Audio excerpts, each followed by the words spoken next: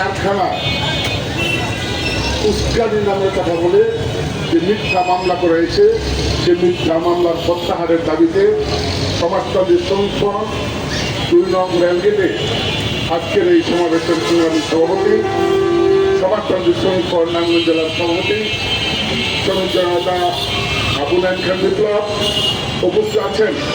সমাজতান্ত্রিক শ্রমিক ফ্রন্ট নারায়ণগঞ্জ জেলার আজ 30 তারিখ, গত রোজার ঈদের পরে কখন কুরবানি ঈদ হবে, প্রথম বছরে যখন ক্যালেন্ডার করা হয় তখন সেখানে লিপিবদ্ধ করা হয়।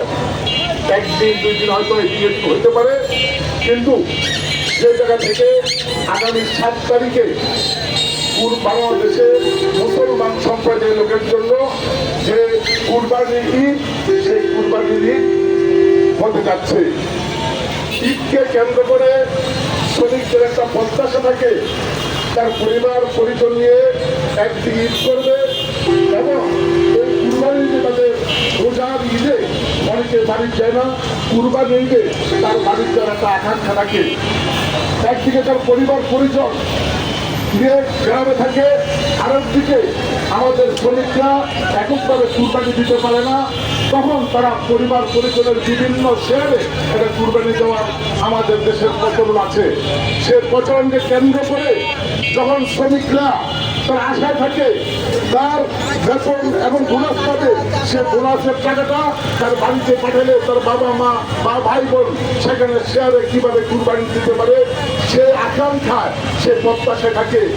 কিন্তু আজকে এখন পর্যন্ত বহু কারখানায় আমাদের কাছে লিস্ট আছে, অর্থ পর্যন্ত বহু কারখানায় শ্রমিকদের বোনাস দেওয়া হয় নাই। বোনাস করোনা বা দয়া দক্ষিণে নয়, বোনাস হচ্ছে একটা শ্রমিকের অধিকার।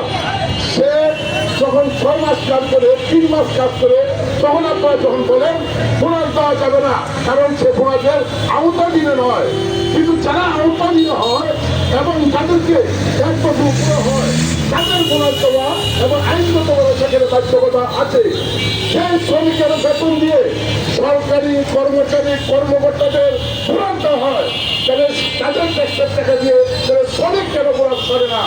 আমরা এই সমাবেশ থেকে পরিষ্কারভাবে বলতে চাই, পরিস্থিতিতে আমরা এই 2 নম্বর গেটে সমাবেশ করে এটুকু বলতে চাই, মালিকরা এবং বিভিন্ন কারখানার মালিকরা, বিভিন্ন প্রতিষ্ঠানের মালিকরা অবিলম্বে শ্রমিকদের বেতন পরিশোধ করবে এবং 14 মাসের পূর্ণ বেতন তার অধিকার।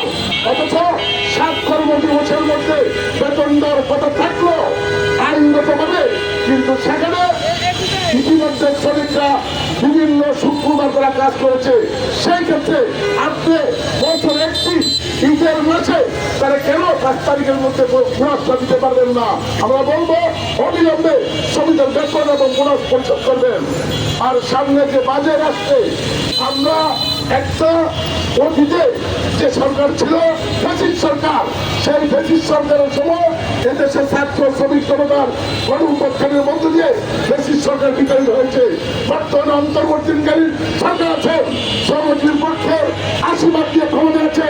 আমরা এই অন্তর্বর্তীকালীন সরকারের কাছে ইতিমধ্যে স্বাধীনতার পর থেকে অন্ত পর্যন্ত আমরা বলছি যে শ্রমিকদের জন্য আবাসন, রেশন এবং চিকিৎসার জন্য বিশেষ বরাদ্দ দেওয়ার জন্য, কিন্তু স্বাধীনতার 54 বছরে যেই সরকারি ক্ষমতা এসেছে কিন্তু শ্রমিকদের জন্য আবাসন, রেশন, চিকিৎসার যে বিশেষ বরাদ্দ দেওয়া সেই ব্যবস্থা আপনারা করেন নাই। অথচ শ্রমিকরা যেই বেতন পায় সেই বেতন দিয়ে তার জীবন এবং সংসার চলে না। তার যদি চিকিৎসা করতে হয় তার ঘর ভাড়া দিতে পারে না, তার যদি সেখানে বাসা দিতে হয় সেইভাবে সেই পরিস্থিতিতে এবং প্রতিনিয়ত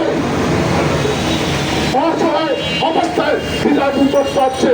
আমরা এই সমাবেশ থেকে বলবো যে আগামী 2 তারিখে যে বাজেট হবে সেই বাজেটে শ্রমিকদের জন্য যে শ্রমিকরা এই দেশকে সভ্যতা তৈরি করেছে, সেই শ্রমিকরা বৈদেশিক মুদ্রা অর্জন করে এই দেশে উন্নত হয়েছে, সেই শ্রমিকরা যাতে বিমুখ অবস্থায় করুণ অবস্থায় না দেখতে পারে সেই অন্তর্বর্তীকালীন সরকারের কাছে আমরা বাজেটে বিশেষ বরাদ্দ করতে চাই।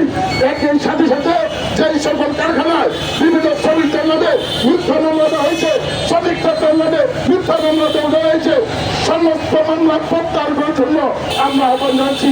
একই সাথে সাথে যে লাইসেন্স রক্ষণ কমিটিতে সেখানে 27টা কারখানা নাম উল্লেখ করা হয়েছে, যে কারখানাগুলিতে সেখানে কাপড় এবং ঘোরার দেওয়ার জন্য তারা যে পায়টা করছে ব্যাংকের সংকট দেখিয়ে সংবাদ সদস্য দেখিয়ে শ্রমিকদের এবং ঘোরার এবং ঘোরার না দেওয়ার যে চক্রান্ত হচ্ছে, সেই সমস্ত চক্রান্তের বিরুদ্ধে প্রশাসনকে উদ্যোগী ভূমিকা নিয়ে শ্রমিকরা যাতে সুন্দরভাবে সুস্থভাবে তাদের পরিবার পরিচয় নিয়ে ঠিক করতে পারে সেই ব্যবস্থা গ্রহণ করার জন্য গার্মেন্টস শ্রমিক এবং সমাজতান্ত্রিক শ্রমিক সংঘের পক্ষ থেকে আপনাদের প্রতি আহ্বান জানাচ্ছি, অবিলম্বে সেই সংখ্যা কারখানায় এই ধরনের সংকট আছে তাদের সংকট দূষণের জন্য অবিলম্বে উদ্যোগী ভূমিকা পালন করে শ্রমিকদের বেতন এবং বোনাস এবং আগামী দিনে যে সেখানে বাজেট হবে, বাজেটে সরকারিভাবে সেখানে যদি বিশেষ বরাদ্দ ব্যবস্থা গ্রহণ করে এই কথা বলে সবাইকে ধন্যবাদ জানিয়ে